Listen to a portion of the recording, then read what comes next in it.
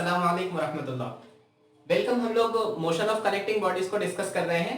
आज हमारा third lecture है। आज हमको देखना है motion of connected bodies over a pulley. एक पुली है, उसके ऊपर कुछ बॉडीज कनेक्टेड है, तो उनका मोशन कैसे होगा इसको हमको देखना है। मेरी आपसे रिक्वेस्ट है, अगर आपने इससे पहले के लेक्चर जो कि हमने कनेक्टिंग बॉडीज पर जो कि स्ट्रिंग और डायरेक्टली कनेक्टेड थे, अगर वो देख लिया है तो बहुत अच्छा, क्योंकि ये लेक्चर उससे लिंक्ड है। अगर आप वो लेक्चर नहीं देखे हैं तो प्लीज इस कार्ड पर क्लिक करके पहले वो लेक्चर देख लें, उसके बाद यहां तक बढ़े ताकि आपको अंडरस्टैंडिंग अच्छे से हो सके। So let consider there is a pulley. एक पुली अरेंजमेंट है, यहां पर हम एक पुली कंसीडर करते हैं। इस पुली को कुछ मास अटैच्ड है। So let consider this is the first mass, इसको मान लेते हैं m1, और यहां पे एक सेकेंड मास अटैच है जिसको हम मान लेंगे m2। ये दो मास इस पुली को अटैच्ड है। पुली का काम क्या है? पुली अपनी तरफ से कोई एडिशनल वर्क नहीं करती, बल्कि सिर्फ वो टेंशन को एक जगह से दूसरी जगह ट्रांसफर करती है। पुली ट्रांसफर्स टेंशन ओनली। मतलब अगर ये हमारी स्ट्रिंग थी, यहां पे अगर मैं टेंशन लगाऊं तो इस तरह का टेंशन आएगा, दिस विल बी टेंशन। अगर मैं यहाँ पे एक पुली अरेंजमेंट लगा लूं तो पुली क्या करेंगी, यहाँ बीच में आने के बाद ये हमारी स्ट्रिंग ऐसी हो जाएंगी, वो सिर्फ टेंशन को ट्रांसफर करेंगी। हमारे जहन में एक डाउट आता है, टेंशन के एरो तो एक दूसरे की तरफ होंगे, मतलब यहाँ पे एक का एरो ऐसा। अब यहाँ पे हम ऐसा करते हैं, जब हम पुली को अरेंजमेंट लगाते हैं तो कभी कभी गलती से एरो इस तरह दे दिया जाता है। हमको ऐसा लगता है कि पुली का अरेंजमेंट होने के बाद एरो उस तरह से चेंज हो जाएंगे, तो याद रखें कोई अपनी तरफ से एडिशनल कोई टेंशन में चेंज नहीं करती। पुली क्या करेंगी, पुली बीच में आने के बाद सिर्फ टेंशन की डायरेक्शन को बदलेंगी। दोनों की डायरेक्शन सेम ही तरफ होंगे, एक ही तरफ होंगे। ये बात आमतौर पे गलती होती है, इसलिए मैं आपको पहले बता रहा हूं कि पुली का काम सिर्फ टेंशन को ट्रांसफर करना है। पुली क्या करेगी, तो टेंशन को एक जगह से दूसरी जगह पर ट्रांसफर कर देंगे। सो यहाँ पे स्ट्रिंग अटैच्ड है, जिस तरह हमने लास्ट लेक्चर में देखा, तो यहाँ पे टेंशन आना जरूरी है। So this will be the direction of tension. मान लेते हैं टी टेंशन यहाँ पर आया है, और ये हमारी पुली इस वायर को अटैच है। यहाँ पे मान लेते हैं टी डैश टेंशन आया है। ओके, अब जरा ध्यान दें, हम यहाँ पे कंसीडरेशन करेंगे। हमारा कंसीडरेशन ऐसा है कि m1 is less than m2। हम ये कंसीडर करते हैं कि m2 का वेट ज्यादा है और m1 का वेट कम है, मास वेट एक ही बात होगी। इसका मतलब हमारा सिस्टम नीचे की तरफ जाने वाला है, क्योंकि देखो m2 ज्यादा वजनी है ना, इसलिए सिस्टम नीचे की तरफ जाएगा, मतलब m2 नीचे जाएगा, m1 ऊपर की तरफ आएगा। एक बात बताएं, सिस्टम का एक्सेलरेशन मतलब ब्लॉक m1 और m2 का एक्सेलरेशन सेम होगा या डिफरेंट होगा, इसको जरा समझते हैं। देखिए यहाँ पे सिस्टम एक स्ट्रिंग से अटैच्ड है। जितनी देर में m1 1 मीटर ऊपर जाएगा, उतनी ही देर में m2 भी 1 ही मीटर नीचे आएगा। m1 जितना ऊपर गया, m2 उतना ही नीचे आएगा। अगर इन दोनों का डिस्प्लेसमेंट अलग अलग हो गया, मतलब m1 ज्यादा ऊपर गया, m2 उतना ज्यादा नीचे नहीं आया, तो सिस्टम बैलेंस नहीं रहेगा ना। इससे हमको क्या बात समझ आई कि m1 जितना ऊपर जाएगा, m2 उतना ही नीचे आएगा। इसका मतलब m1 m2 का एक्सेलरेशन सेम होना चाहिए। m1 m2 का एक्सेलरेशन सेम होना चाहिए। अब सवाल ये है एक्सेलरेशन का डायरेक्शन कितना होगा। तो m1 जो कि मास उसका कम है, इसलिए ये ऊपर की तरफ जाएगा ये एक्सेलरेशन के साथ। m2 का मास जो कि ज्यादा है, इसलिए नीचे आएगा ये एक्सेलरेशन के साथ। यहाँ पे हमारा आधा क्वेश्चन खत्म होता है। अब क्या करना है, अब बस फ्री बॉडी डायग्राम्स बनाना सीखना है, वो तो हमको आते हैं already. So let consider this is the mass m1, ये m1 मास है। m1 मास की फ्री बॉडी डायग्राम बनाते हैं। तो जब हम फ्री बॉडी डायग्राम बनाएंगे, तो हम फ्री बॉडी डायग्राम बनाते वक्त सिर्फ उन फोर्सेस को हमारे कंसीडरेशन में लेंगे जो बॉडी पर एक्ट हो रहे हैं, बॉडी से एक्ट होने वाले फोर्सेस को नहीं लेंगे। तो m1 पर, m1 मास पर कितने फोर्सेस एक्ट हो रहे हैं? सबसे पहले तो इसका खुद का वेट जो कि डाउनवर्ड डायरेक्शन में कितना होगा, m1g उसका वेट होगा। दूसरा, ये m1 इस स्ट्रिंग के साथ अटैच है। ये स्ट्रिंग के साथ अटैच है, तो ऊपर की तरफ डायरेक्शन में टेंशन आया, इसलिए हम यहाँ पे टेंशन ले लेंगे कैपिटल की। और ये m1 ऊपर की तरफ जा रहा है ए एक्सेलरेशन के साथ, तो ए एक्सेलरेशन के साथ ये ऊपर की तरफ जा रहा। अब इक्वेशन लिखना है, तो कैसे लिखेंगे इक्वेशन? ये ऊपर की तरफ जा रहा, मतलब ऊपर वाली फोर्स ज्यादा है, ऊपर वाली फोर्स माइनस नीचे वाली फोर्स कितनी, m1g is equal to resultant होगा दोनों का mass of the block into acceleration. Okay, हम यहां से टेंशन की वैल्यू निकालेंगे। So tension will be equal to m1a plus m2g। ये माइनस वाला टर्म इधर आ गया, इस इक्वेशन को हमको याद रखना है। ओके, अब दूसरी m2 ब्लॉक की हम फ्री बॉडी डायग्राम बनाते हैं। सो this is our block m2। m2 पर कौन से फोर्सेस एक्ट कर रहे हैं? सबसे पहले m2 इस स्ट्रिंग के साथ अटैच है, तो स्ट्रिंग ऊपर की तरफ और टेंशन आ गया। इसका खुद का वेट नीचे की तरफ एक्ट होगा m2g। और कोई फोर्स है इन दोनों फोर्सेस की वजह से यहाँ पे एक्सेलरेशन आ रहा है जो कि डाउनवर्ड डायरेक्शन में है, तो हम नीचे लिखेंगे डाउनवर्ड डायरेक्शन में ए एक्सेलरेशन से वो नीचे की तरफ मूव कर रहा है। ओके, चूंकि ये नीचे मूव कर रहा है इसलिए m2g की वैल्यू ज्यादा होगी, m2g minus t will be equals to m2 into acceleration. Okay, हमको एक्चुअली एक्सेलरेशन पता करने की कोशिश करना है, तो हम क्या करते हैं, इस टेंशन की वैल्यू को यहां रखते हैं। तो क्या हुआ, m2g माइनस टेंशन कितना है, minus as it is under the bracket of m1a plus m2g bracket close is equals to m2a। Okay, ठीक है, ब्रैकेट ओपन कर लेते हैं, m2g minus m1a minus m2g is equals to m2a। हम acceleration वाले term एक जगह और एक्सेलरेशन ड्यू टू ग्रेविटी वाले टर्म एक जगह रखते हैं। तो सॉरी ये m2g, ये भी m2g है क्या, नहीं ये तो m1g है, गलती हो गई, ये m1g इधर आया तो माइनस वाला नहीं, m2 यहां लिखने में आया था, तो this will be m1 and this also will be m1। चलो क्या बचा, m2g ये minus m1g is equals to m2a, ये माइनस वाला m1a उधर चला गया, दैट मींस प्लस वाला m1a। ओके, यहां भी एक्सेलरेशन ड्यू टू ग्रेविटी दोनों जगह है तो कॉमन ले लेंगे, तो यहां बचा m2 माइनस यहां बचा m1 bracket close g is equals to यहां से acceleration due to acceleration constant that means m2 plus m1 into a। अगर हम एक्सेलरेशन का फार्मूला निकालना चाहे तो acceleration will be equals to, ये टर्म मल्टीप्लायर में है इसलिए डिवाइड में जाएगा, that means m2 minus m1g divided by m2 plus m1। So this is the formula for acceleration. ये एक्सेलरेशन होगा m2 और m1 ब्लॉक का, m2 और m1 दोनों ब्लॉक के अंदर इतना एक्सेलरेशन आएगा, और हमको एफबीटी बनाने के बाद इक्वेशंस बनाने आते हैं, उससे हम टेंशन कैलकुलेट कर सकते हैं। तो हमको ना सिर्फ एक फार्मूला याद रखना है कि एक्सेलरेशन कितना आएगा in case of pulley system. Pulley system के केस में एक्सेलरेशन का फार्मूला ये है, अगर दो मासेस वहां प्रेजेंट हो तो, अगर दो मासेस वहां प्रेजेंट हो तो ये फार्मूला वहां पर यूज होगा। इस फार्मूले को याद कैसे रखेंगे, m2 कौन है, m2 है नीचे जाने वाला मास, और m1 कौन है, m1 है ऊपर जाने वाला मास, मतलब नीचे जाने वाले मास में से ऊपर जाने वाले मास को माइनस करो, एक्सेलरेशन ड्यू टू ग्रेविटी से मल्टीप्लाई करो, divided by total mass is equals to acceleration.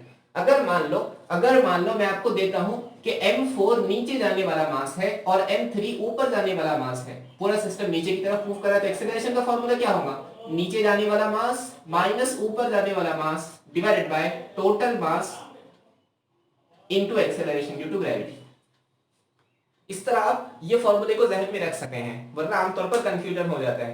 तीसरी चीज, हम इस पुली के बारे में सोचे तो ये हम पुली की एफबीटी बनाते हैं। सो दिस इज अवर पुली, यहाँ पे एक वायर, यहाँ पे एक वायर और ये पुली का एक वायर, यहाँ पे आने वाला ऊपर की तरफ टेंशन T डैश है।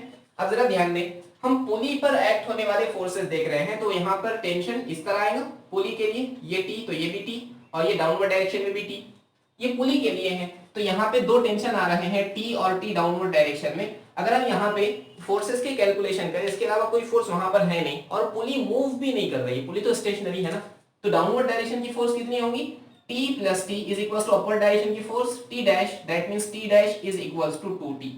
तो कभी कभी वो पूछ देता है calculate the tension which is produced in the wire which is attached to string, तो which is attached to pulley, तो पुली को जो स्ट्रिंग अटैच है उसके अंदर इतना टेंशन आने वाला है, ये भी हम कैलकुलेट कर चुके हैं। क्या हमेशा क्वेश्चंस ऐसे ही आएंगे, तो जरूरी नहीं है कि ऐसे आए, हो सकता है यहाँ पे एक और मास अटैच हो सकता है यहाँ पर एक और मास अटैच हो, हम उसको भी देख लेते हैं।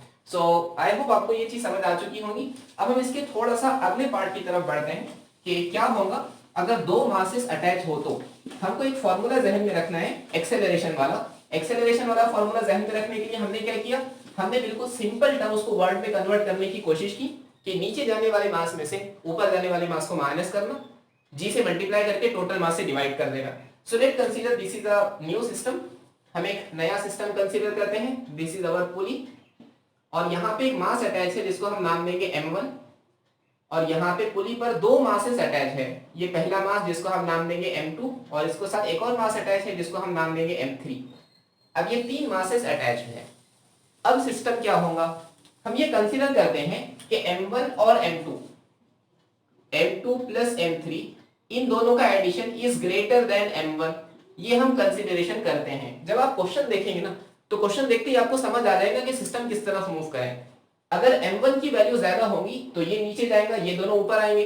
अगर ये दोनों का मास ज्यादा है तो ये नीचे जाएगा, वो ऊपर आएगा। तो इसको आपको रटने की जरूरत नहीं है, जैसे ही आप क्वेश्चन देखेंगे आपको फौरन समझ में आ जाएगा कि सिस्टम किस तरफ मूव करने वाला है। जिस तरफ मूव करेगा वहां पर एरो दे दो। ओके, अब हमको टेंशन के कंपोनेंट्स देखना है। यहाँ पे हमारी स्ट्रिंग अटैच है, तो M1 यहाँ मान लेते हैं टेंशन T आया, तो ये टेंशन यहाँ से सीधा ऐसे ही जाएगा, तो यहाँ भी टेंशन T आएगा। अब M2 और M3 के बीच में स्ट्रिंग अटैच है, तो यहाँ पे आने वाला टेंशन मान लेते हैं, इसको मान लेते हैं T1, इसको मान लेते हैं T2। ओके, सबका एक्सेलरेशन सेम होगा। इसका मतलब M1 ऊपर की तरफ a एक्सेलरेशन से जा रहा है, तो M2 नीचे की तरफ a एक्सेलरेशन से आएगा और M3 भी नीचे की तरफ a एक्सेलरेशन से ही आएगा। अंडरस्टैंड? अब एफबीडी बनाने की कोशिश करना है। M1 की एफबीडी बनाते हैं। So let us consider this is our mass M1। ये हमारा मास M1 है।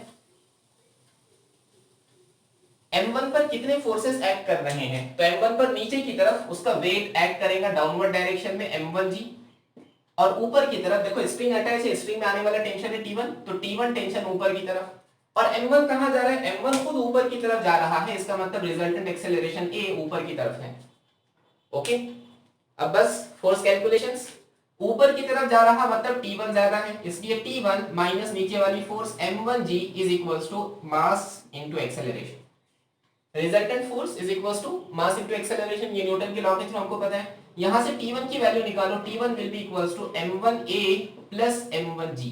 ये चीज हमको याद रखना है। ओके, चलिए ठीक है। अब दूसरा मास लेते हैं M2। ये हमारा M2 है।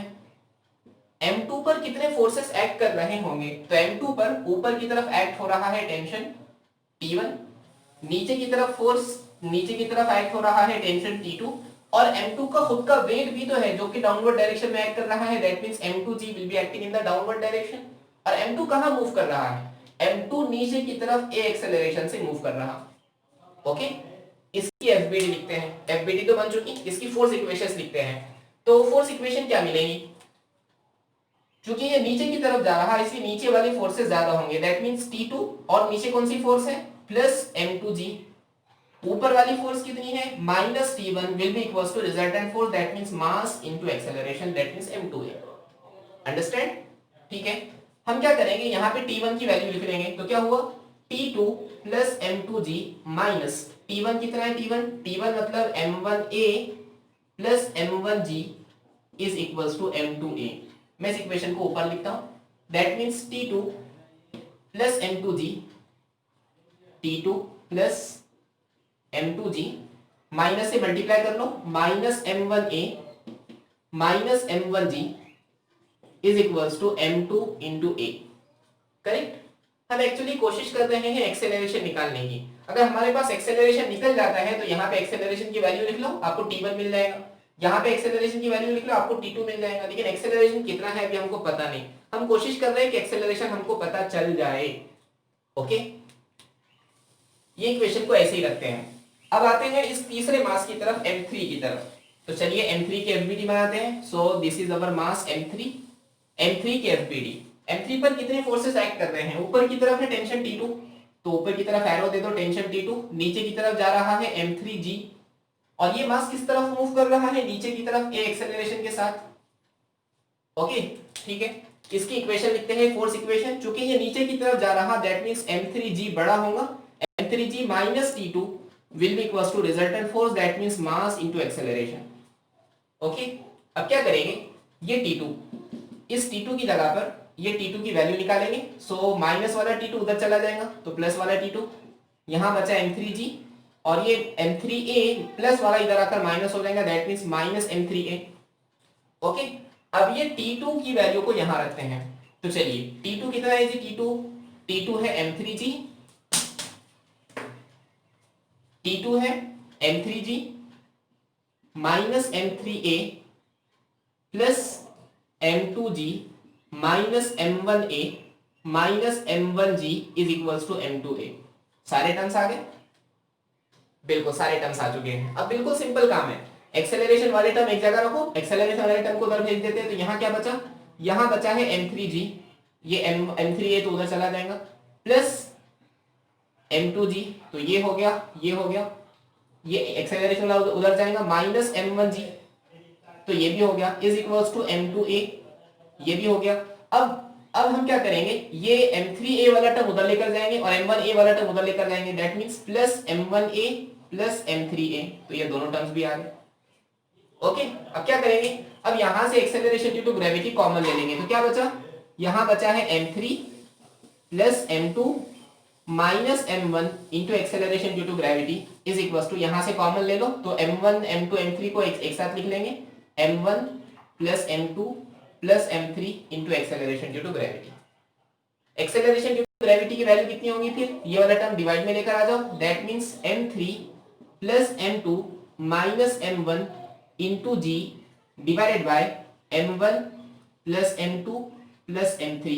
सो this is the formula for acceleration. इतना सिस्टम में एक्सेलरेशन आने वाला है। अब सवाल ये है, ये फॉर्मूला बड़ा कॉम्प्लिकेटेड नजर आ रहा है, इसको सॉल्व कैसे करें, याद कैसे रखें। इस फॉर्मूले को हम दो पार्ट में डिवाइड करेंगे, m3 m2, ये दोनों मास नीचे आने वाले हैं, m1 ये मास ऊपर जाने वाला है। तो पहले ही फॉर्मूला है वो, हमने क्या किया था, नीचे जाने वाले मास में से ऊपर जाने वाला मास माइनस किया, एक्सेलरेशन ड्यू टू ग्रेविटी से मल्टीप्लाई किया, टोटल मास से डिवाइड किया, हमारे पास आ गया एक्सेलरेशन ऑफ द सिस्टम। मैं रिपीट कर रहा हूं, नीचे जाने वाले मास में से ऊपर जाने वाला मास माइनस करो, टोटल मास से डिवाइड करके एक्सेलरेशन ड्यू टू ग्रेविटी से मल्टीप्लाई कर लो, आपके पास acceleration of the system available होगा। समझ आया? So this is the questions this is the concept which is related to pulley system. इसको मैं थोड़ा सा और प्रैक्टिस के लिए आपको कुछ एग्जांपल्स देता हूं, ताकि आप बहुत आसानी से क्वेश्चंस आने के बाद उन क्वेश्चंस को सॉल्व कर पाए।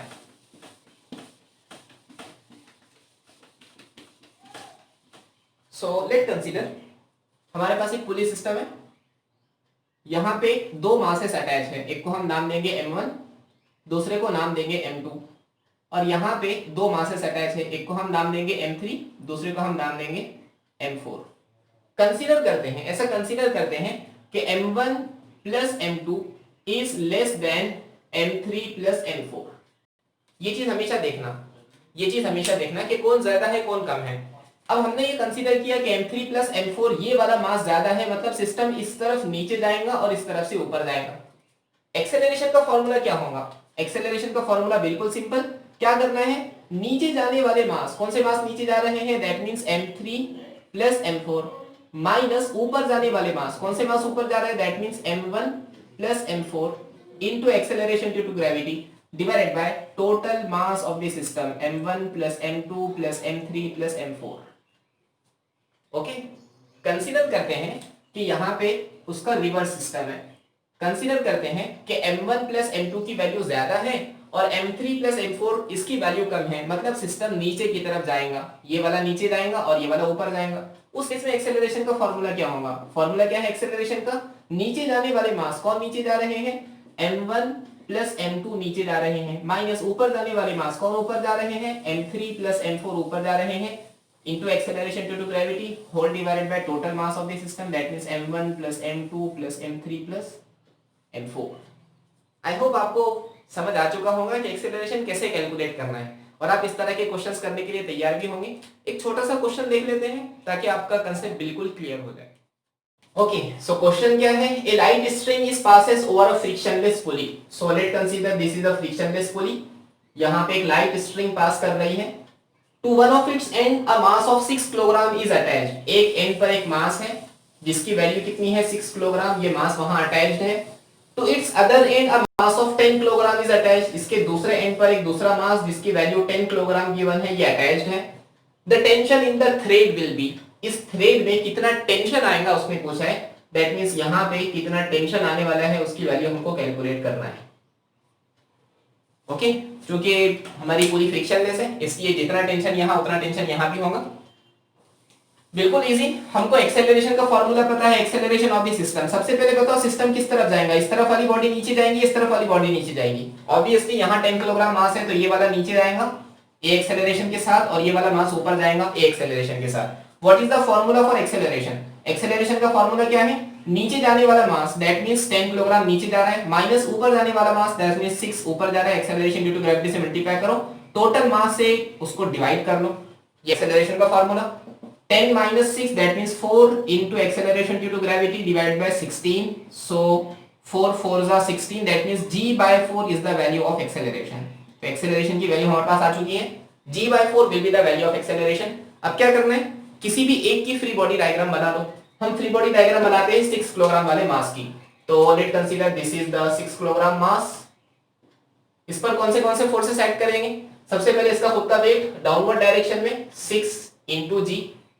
ऊपर की तरफ देखो टेंशन आ रहा है, ऊपर की तरफ टेंशन, और ये खुद ऊपर जा रहा है ये एक्सेलरेशन के साथ, इतने फोर्सेस वहां पर एक्ट कर रहे हैं। इसकी फोर्स इक्वेशन लिख लो, चूंकि ये ऊपर जा रहा है इसलिए टेंशन ज्यादा होगा। So T minus 6G will be equals to total, ये तो हो गई resultant force, is equals to mass कितना है 6 है इंटू एक्सेलरेशन है a। ओके ठीक है, हमको टेंशन निकालना है, तो T is equals to 6a minus वाला 6G उधर जाकर प्लस 6G हो जाएगा। एक्सेलरेशन की वैल्यू हमारे पास अवेलेबल है g/4, तो T is equals to 6 into acceleration की जगह पर g/4 लिख लो, g/4 प्लस 6G।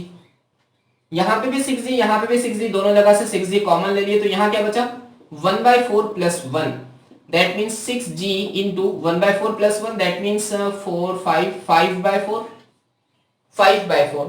सो 5 6 30/4 इंटू 9.8, G की वैल्यू 9.8। चलो 4 से डिवाइड करते हैं इसको।